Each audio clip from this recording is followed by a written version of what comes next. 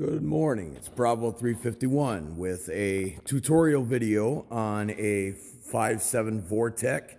This is a 98 Chevy Silverado 1500. And I've noticed a lot of people having problems taking this off when doing a water pump. And you have to go out and get a special tool. And I've never seen the special tool. I have no idea what it's supposed to do to make this job easier.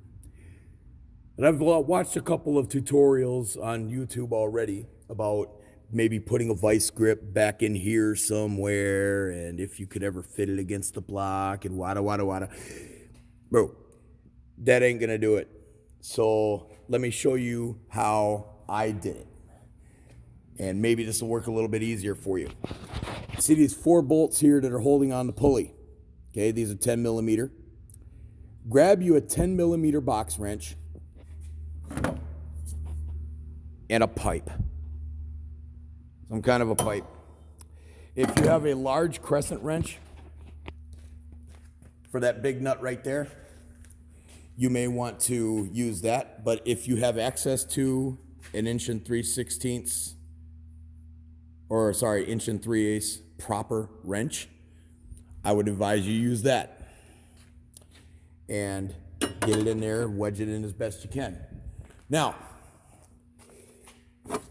with our 10 millimeter, obviously this is a little baby. You're not going to get much leverage using such a little wrench, but it does work.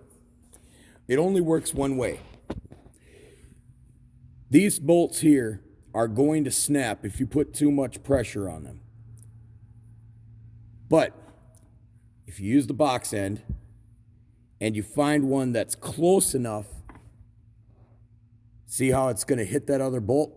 See, if you use the 12-point end, notice that angle there, and you try to locate it where it's going to hit that bolt, notice how it'll just pass it by. And it'll get in the way of your 1 3/8. So, take the box end, fit her on the bolt, get it where it's going to be close to hitting that other one. You want it to hit that other bolt, because when you're putting pressure with the 1 3/8 wrench and you pull it going lefty-loosey, which it is not reverse thread, it's going to tighten that bolt right there. And if it does not hit that one, it'll over-tighten it and snap the bolt. You'll have problems. So take your pipe, fit her over the top of the wrench, and it doesn't have to go all the way down. And with your 1 3/8 on that nut, wedge them against each other, and it'll break right loose. If you run into too many problems with seizing, which they do put a lot of thread locker on here, you may want to use a little bit of heat, but I don't think you have to go all that crazy. If you got a little butane torch, it should heat it up plenty enough. I'd say 350 to 400 should get rid of that thread locker real good.